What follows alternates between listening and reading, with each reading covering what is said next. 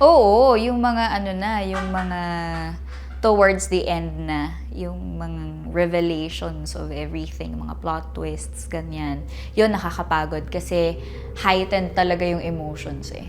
And syempre, the technicalities of filmmaking, di ba, na ang taas-taas ng emosyon mo, and then you have to do it for what? 5, 6 times. Kasi syempre maraming anggulo, maraming mga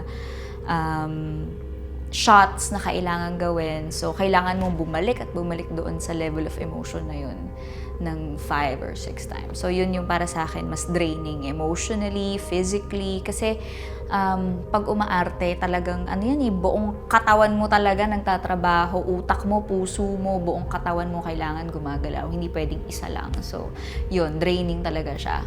Tas galing pa ako sa pulang araw. So, imagine kung anong itsura ko talaga ng mga panahon. Hindi ko na rin maintindihan. Yung pagod, yun.